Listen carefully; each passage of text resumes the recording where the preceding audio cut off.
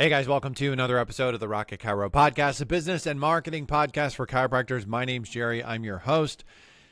I'm a former chiropractor. I help chiropractors now with websites and local SEO. I help new chiropractors get started. I help stuck chiropractors get unstuck, and I host this little podcast. Today we're going to talk about something that is near and dear to my heart. It's an OG topic for Rocket Chiro and what used to be Black Sheep DC. And that is relationship marketing. This is something that years ago when I started Black Sheep DC, which is now Rocket Chiro, I talked a lot about relationship-centered chiropractors and relationship marketing. So a lot of the things that I'm going to say today, you're going to hear some of my Jerryisms and things that have been repeated a lot in my podcasts over the years.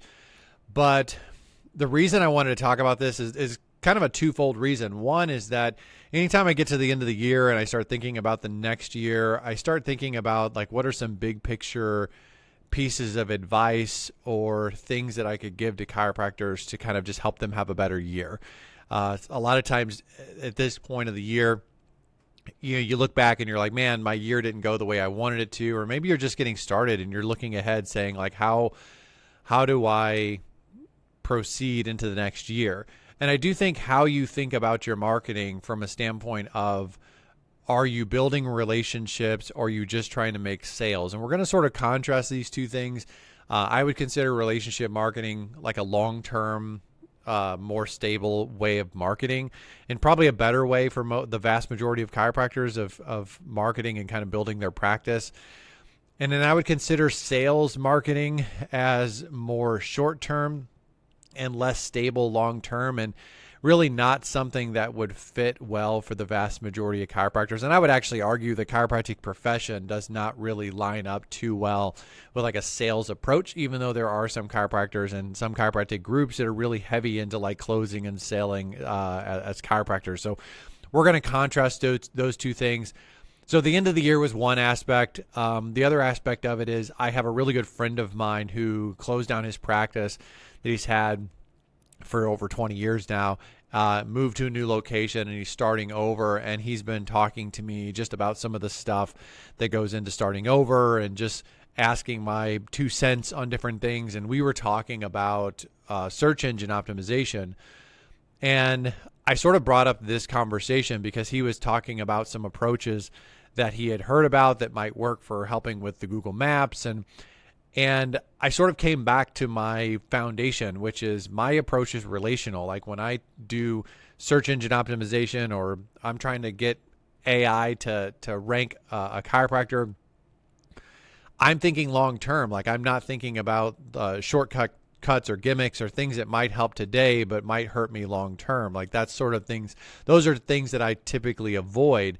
But not everybody wants to take that approach. So that's what we're going to unpack today. We're just going to talk a little bit about the how the chiropractic business is structured. And then I'm going to give you some examples of how things like onboarding, recommendations, your marketing, even how you follow up with patients is impacted by how you perceive what you're trying to do. Are you thinking relationally? Are you thinking sales-wise? So that's going to be what we're going to do today on this episode. And I think it'll be really helpful for those of you who are interested in having like a long-term, stable, referral-based, high authority, high trust practice. Like that's sort of the intention. Before I get too far, I do want to say this. If you want to go beyond the podcast, check out my Next Step program. It's a great way to get some additional help, some access to me, and it's affordable. It's great for chiropractors that are getting started, or if you're feeling stuck and you want a little help that goes beyond the podcast, something a little bit more in depth, check out my Next Step program. If you want a better website heading into the new year, or you are wanting help with your local SEO, you can reach out to me through Rocket Chiro. If you want some local SEO help, that you do have to be a website client of mine, so just be aware of that. So not that we can't do both, but if you aren't a website client, you have to be a website client, and then we can do local SEO. If you just want me to look at your stuff, I've had a lot of people reach out to me recently that just asked me to look at their website, look at their Google stuff, just kind of give them my 2 cents. I'd be happy to do that. No charge, no pressure. I'll look at your stuff, give you some recommendations. If we can work together, great. Like I do get a lot of clients from those assessments. But I also have just as many people, if not more, who take the assessment, take the information and don't become clients of mine. So you're welcome to do that. All that can be found at rocketchiro.com. I'll be happy to help you however I can. So I think the chiropractic business is incredibly relational by nature. And I think that that's something that you have to take into consideration when you're doing your marketing.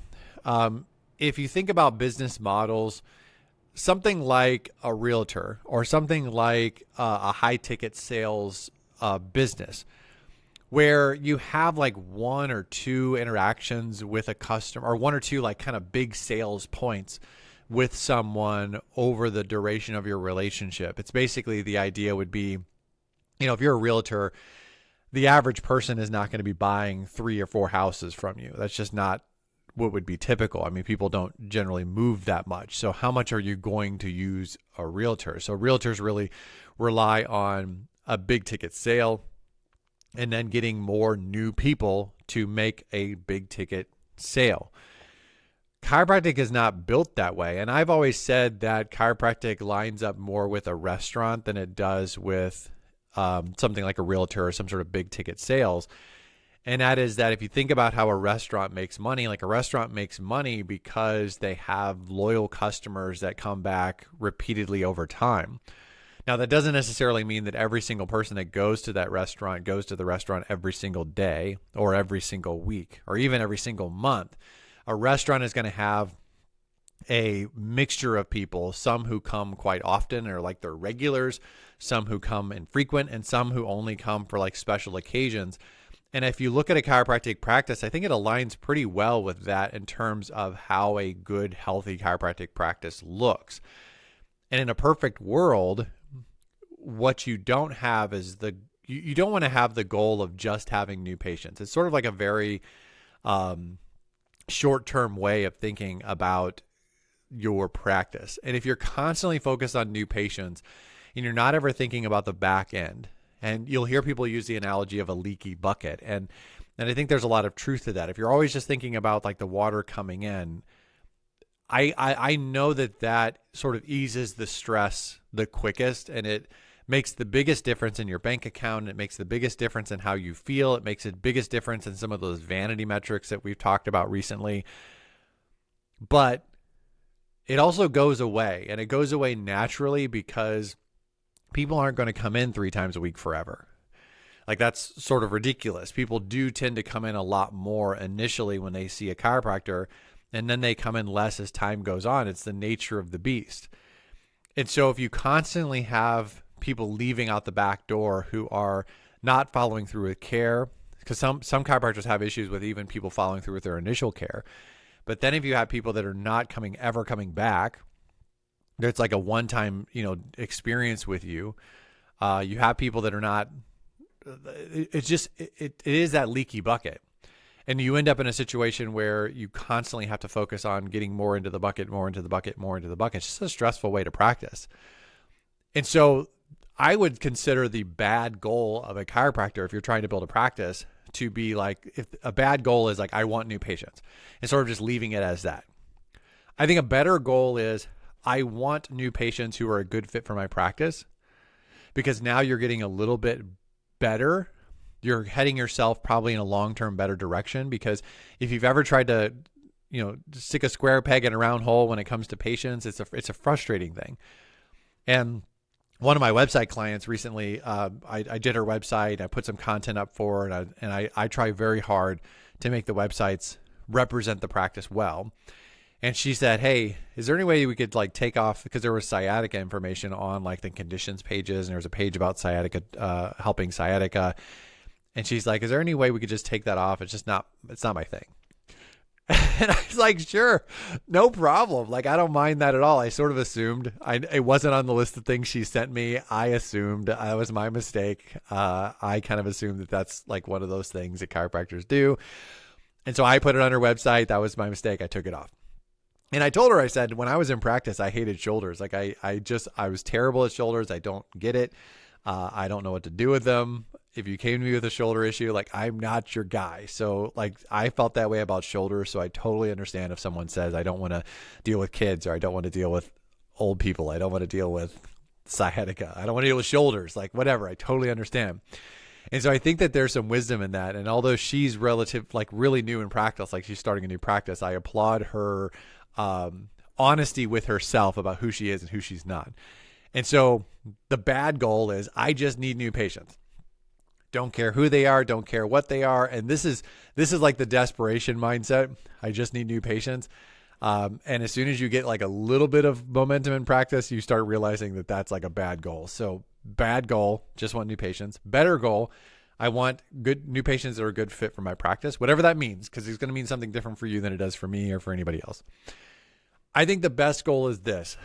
I want patients that are a good fit for my practice who are going to think of me anytime they need a chiropractor. That's what you really want. I think that's the best goal because that's a long-term relational goal. What you're saying is not only do I want the people that are best fit for my practice so that I'm in the best position to help them, they're in the best position to get help, but in the future, when they think to themselves, however much they want to use chiropractic, because that's a different discussion. Like some people believe that you should get adjusted once a week for the rest of your life. Some people think you should get adjusted only when you're in pain. Some people are somewhere in the middle. I'm not here to argue that point. I don't particularly put a lot of thought and energy, or I didn't, as time went on in my practice. When I was early in practice, I tried to make decisions for patients and it was super stressful. As time went on, I relieved myself of that responsibility. I am in a position to educate. I'm in a position to help. I'm in a position to connect. I am in a position to guide them along the way the best I possibly can. I am not the person who makes decisions for other adults. And so once I relieved myself of that responsibility, it took a lot of the stress off of me. And so if you say to yourself, I want to have people that are a good fit for my practice, and however they're going to use chiropractic, whether I agree with it or not, as long as it's not a problem, I want them to come see me. Like, if they're going to go to the chiropractor once a year, I want them to come see me. If they're going to go to the chiropractor once a month, I want them to come see me. If they're going to go to the chiropractor once every 6 months, I want them to come see me. Now, I do think that there's a responsibility for chiropractors on some level to educate their patients because people don't know how their body works. And I do think that there is some, and I don't think it's your job to change their point of view, and I don't think it's your job to make decisions for them. But if you just let people think what they're going to think, they're going to assume that chiropractic is only for, it's a drug-free pain medicine. It's only for pain. That's it. Now, is that what chiropractic is good for? Yeah, it does a great job for that. But is that the only thing chiropractic can be used for? Of course not. That's silly.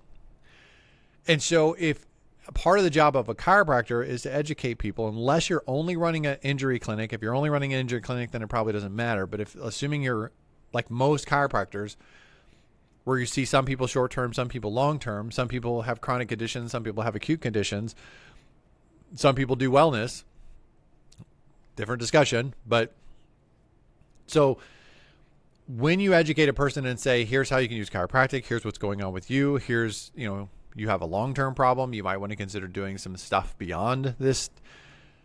You educate that person, you inform that person, and you let them make a decision. But if they decide to come in once a year, or they decide to come in once every 6 months, they decide to then it's okay. It's okay that they do that.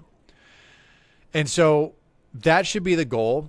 And I think that when you go into the situation with that in mind, that what I want to do is I want to say yes to people that are good fit. I want them to say yes to me, and I want to establish a relationship.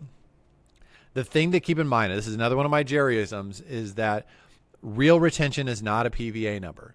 Like real retention is not about hitting 20 PVA or 30 PVA or 50 PVA.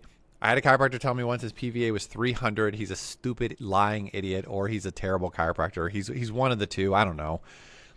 I whatever. What a moron. So he said his PVA is 300. Like there's no possible way the average patient coming into your office is seeing you 300 times. And if they are, you're an absolute terrible chiropractor. So I can't, just drives me crazy when I even think about that conversation. That lives rent free in my brain. I shouldn't allow it to do that. But anyway, real retention is not PVA. Like real retention is maintaining the doctor-patient relationship over an extended period of time. If a person goes to the chiropractor 10 times in the next 20 years, but every single time they think they need a chiropractor, they call you and see you, you have a good retention with that person. They've been your patient for 20 years and they've never gone to anyone else in that 20-year period of time. That's incredible retention.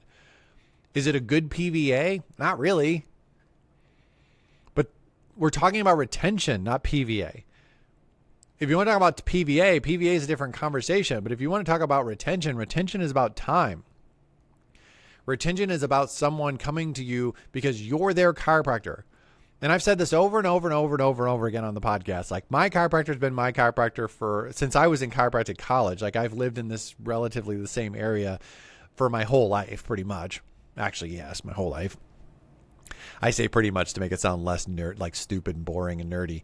But my whole life, I've lived around here. And so the chiropractor that I met in chiropractic college, who I love and who's awesome and is amazing, he's still my chiropractor today, which means I'm 20 some years into that relationship. I don't think about going to another chiropractor. I'm not like, oh, something's going on with me, I think I'm going to find another chiropractor. Now, could there be a situation where it's something that he doesn't handle? Yeah, I suppose, but that hasn't happened in 20 some years. And I wouldn't be going to somebody else because I'm just, they're closer, they have a better deal or what. Like, that's my chiropractor. If I'm going to go to the chiropractor, I'm going to go to my guy. That's what you want to have with your people. You want to have a relationship with them so that when they go to the chiropractor, they go to you. The analogy I gave to my friend, I'll give you this, guys, and I'll be less crude than I probably was with him. But this is sort of how I think about it from a marketing kind of a process standpoint. If you don't understand the difference between how this affects your mind, if you think about it from a dating standpoint, and I'm gonna try to keep this as clean as possible. If you go into a dating relationship with the intention of having a long-term relationship or getting married, like that's your goal. Your goal is to find a partner and be partners forever. You approach that whole situation, who you say yes to, who you don't, where you go, what you do, what you say, how you do it. The whole process is approached differently versus if you were going into a relationship purely for the sake of physical stuff, getting laid. If that was your goal, like if you went into a relationship, you're like, hey, I'm single, I'm looking for somebody new. If the foundation of that is a long-term relationship, your approach and how you go about the whole thing is different. If your approach is, if what you're trying to do is just score, who cares if you lie? Who cares what story you tell? Who cares if you rent a fancy car and pretend to be somebody you're not? Who cares? Who cares about any of that stuff? Because long term, it doesn't matter. And if you get busted, it doesn't matter. Like, you were just taking a swing. And if you don't get it, why does it matter? You weren't trying to marry someone. You weren't trying to be in a long-term relationship with them. You weren't trying to have anything sustained. You weren't trying to have a depth to the relationship. You were just trying to score. So if you think about it in that context and you go, oh, okay, I think most of us as adults can on some level relate to how that would change our approach. Take that into your practice. If your only goal is to just score a new patient and nothing else matters, just close them. You hear chiropractors on podcasts talking about their close rates and closing people, and they'll use these sales terms. And if that's your goal, if you're going to be a sales-focused chiropractor, then who cares about the long-term relationship? Doesn't matter. But if you're going to be like if you're going to be a relationship-centered chiropractor, I don't want to say most chiropractors, if you're going to be a relationship-centered chiropractor, you're going to take the relational nature of what we do. You are going to put your hands on people. They're going to come to you in pain and in problems. You're going to actually touch them. Most of us are going to touch them, unless you're doing some sort of instrument or whatever, but you're going to touch your people when they're in pain and you're going to help them get out of pain. It's a very intimate business. It's a very relational business because this person's going to come back multiple times in most cases. If that's what your goal is, it changes how you do things. So we'll run through some quick examples here of how that changes things. I'm not going to get into specifics on how to do this stuff. I'm just talking to you about what the difference is so that as you're going into the new year, you can just sort of keep in mind as you're doing things and as you're planning things and as you're like taking steps in the direction of growth that you want to go, you can make sure that, am I doing things that are to have the long-term relationship in mind? Or am I doing things that short-term I might score, but long-term I might be sabotaging my relationship? And I'm not telling you that you have to go one way or the other.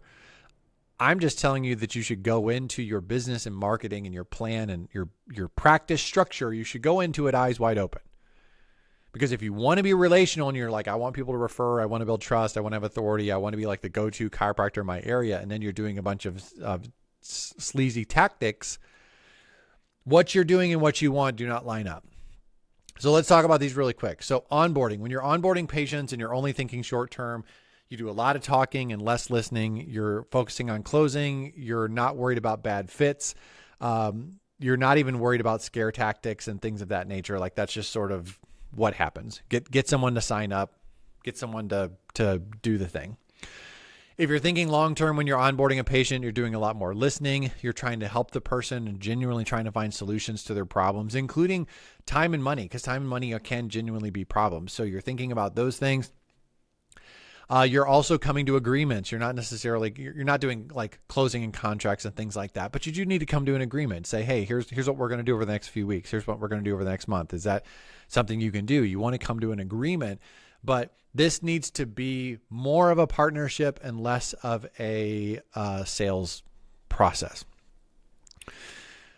When it comes to recommendations, if you're thinking short-term, your recommendations are generally rigid. They can be sort of like contracts. There's not really a lot of education.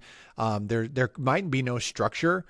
One of the things that happens sometimes when you're only thinking about closing is sometimes there can be no real education on beyond this point.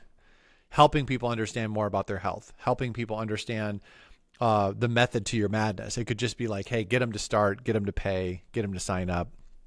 It can be a little bit messy. If you're thinking long-term, you tend to be a little bit more flexible. You tend to do more educating. There's definitely going to be structure to what you're doing, kind of a method to your madness. You're going to have some follow-up. You're going to be setting expectations. So much of chiropractic practice is setting expectations and managing people. And if it weren't for the people, being a chiropractor would be super easy. But you are dealing with people, and being a good leader and leading in a way that is long-term healthy and helpful is a difficult thing to do. It's a skill that you have to learn, but it's something that you have to be intentional about, knowing full well that you're going into this trying to establish a long-term relationship. Patient follow-up. So if you're only thinking short-term with patient follow-up, use things like scare tactics, harassing calls, guilt trips, no structure. Like, you're just sort of, there's no method to your madness. You just call people all the time and harass them, and they'll get like 55 phone calls from you, and it's annoying. My dentist did that for a while until I told him, I said, please, like, if you keep calling me, I'm not coming back, like, ever. Like, I had to put my foot down. What's funny is, like, my wife, my in-laws, like, we all go to the same dentist, and we've all had that conversation with them and saying, stop harassing, like, stop harassing. Like, we will come to you. We do like what you do. If you keep doing this, like, you keep calling us and harassing us and sending us this text and doing this and doing that and all this stuff that's supposed to be for the business, we're going to stop coming. Like, they really need to work on their structure, because they have a problem there. So they do a good job, but they really have a problem with their structure. And I'm sure they lose people over it, which is sort of what we're talking about here, right? So patient follow-up, if you're thinking long-term with patient follow-up, you have short-term, long-term follow-up. There's definitely a structure to it. You're checking in with people as opposed to calling them and pressuring them. There's a big difference between a chiropractor that's calling you and saying, hey, we haven't seen you in a while. You need to come in. If you're not taking your health seriously, you're going to fall back to where you were. And like, you're sort of like trying to scare the person into coming back in. Completely different than calling someone and saying, hey, we haven't heard from you in a while. We hope you're doing well. But if there is anything going on that we can help you with, we'd love to do that. I told my staff all the time, like, we always assume that someone's doing well unless they tell us otherwise. I mean, if we know you're not doing well, we're not going to make that assumption. But if we haven't heard from you and you usually come in. Like, I'm going to assume that you're doing well enough that you don't, you haven't called us. And so when we check in, we're checking in. We're checking in to touch base with people that we care about. We're not checking in to like pressure people or guilt them into coming into the chiropractor. When you're doing your marketing, so short-term mindset when you're marketing is you're going to focus on new patients only. You're not even thinking about retention or not thinking about reactivation. You're just thinking new patients, new patients, new patients. Let me get that 40 or 50 new patients every single month. And who cares if I got a leaky bucket because I got 60 more people coming in next month. Like, that's sort of how that works sometimes when you're only thinking short-term. You often focus on deals, offers, home runs, pressure, urgency. Like, it's just sort of it's like a buy now, hot and ready. Like, that's sort of the marketing that's done when you're thinking short term. Long-term marketing, you're thinking about your new patients and your existing patients. You're thinking about follow-up, checking in, no pressure. There's structure to what you're doing. Like, it's just a little bit different. Focus on generally like providing value, building authority, staying connected, the type of stuff you do in a relationship. From an SEO standpoint, this was actually the conversation I had with my friend. He was asking me about, so one of the things that you guys might not understand. So there's a little bit of backstory to this, and then we'll just wrap this whole thing up. So the Google business profile looks at Google looks at a lot of different things to determine where you show up in the Google Maps. One of the things it looks at is just activity on your Google business profile. So if a lot of people are visiting your Google business profile, or a lot of people are calling your office through your Google business profile, or a lot of people are asking for directions in the Google Maps app going to your Google business profile, or a lot of people are spending time looking at your photos and your videos or reading your posts, or the more activity and the more time spent on your Google business profile, that is an indication to Google, or the more time people go to your business. Because I don't know if you've ever used the Google app yourself. I'm assuming you have. But if you ask for directions to a store, now it's actually not even uncommon for the Google app to pop up and ask you like, how was your visit, and sort of prompt you to leave a review for a business.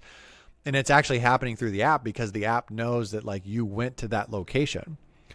And so Google is monitoring how people are interacting with your Google business profile. If there's a chiropractor in your area who just gets a lot of traffic, and this is why sometimes it's hard to knock off like a big practice that's doing well from an SEO standpoint in an area, is because they have a lot of actual, real, organic traffic and momentum. People are going to their website. People are going to their practice. People are calling the office. Like, this is happening. And Google looks at all of that and uses those as an eye of like, hey, what are people interested in?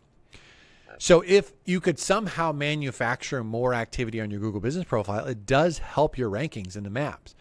Now, Google looks at patterns. So Google is always going to look to see, like, is this a pattern over time?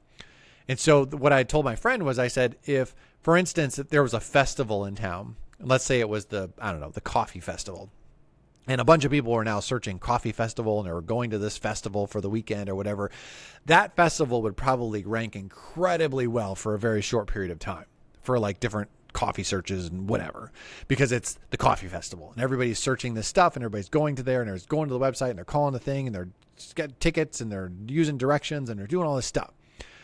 But if a month later, 2 months later, like the coffee festival isn't there anymore, like it's not happening for another year or 2 years or whatever, it's going to drop off the maps pretty quick because Google is looking at it saying, oh, well, this just isn't important anymore.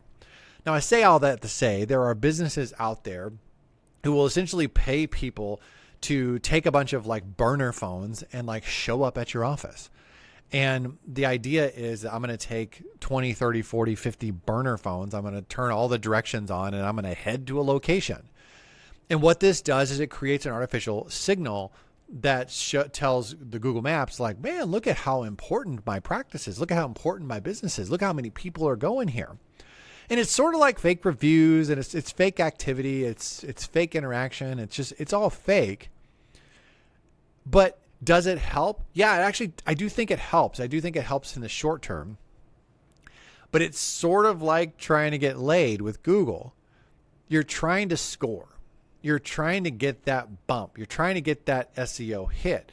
The problem is if Google figures out that you're doing this, or Google identifies this as an odd pattern, the likelihood of you getting hurt from that is high, the likelihood of that not helping you, it's like going into a relationship where it's like, hey, I'm just trying to get laid, and you tell a bunch of lies, and you turn out that you actually like this person, you want to have a long-term relationship with you, and then they find out you're a liar.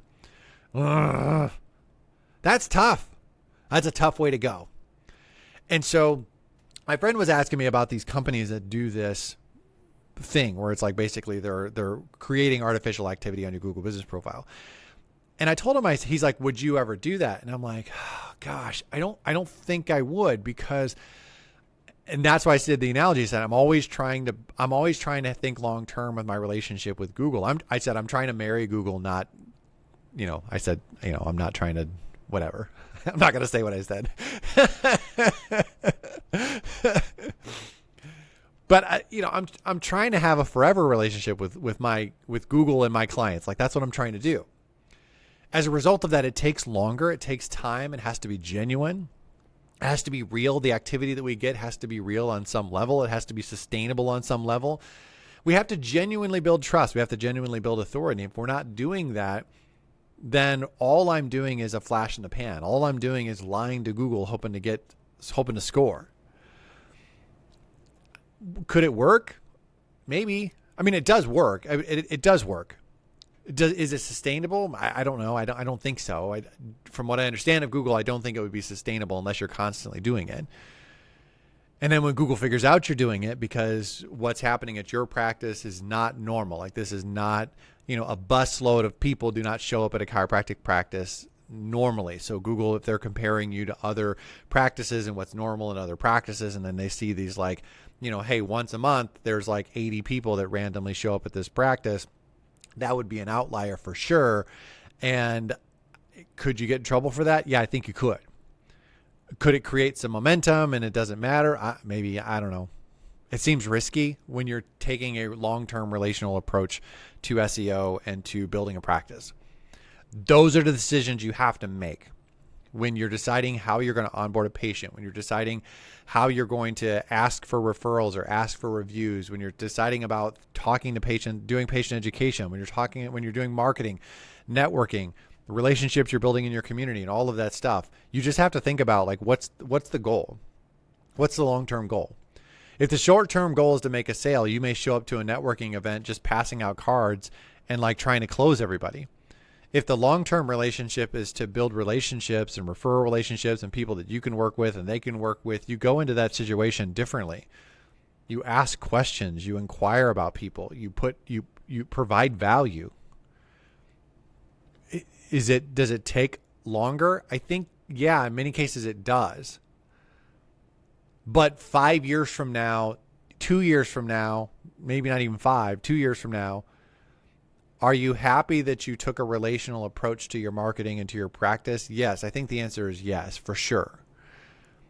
And if you're doing short-term, like sales-focused marketing and sales-focused business tactics and closing and all of that stuff, 2 years from now, nothing's different other than, even if your practice is busier, you still have to keep doing that. And I'll sort of close with this statement. What you do to get a patient is what you have to do to keep them.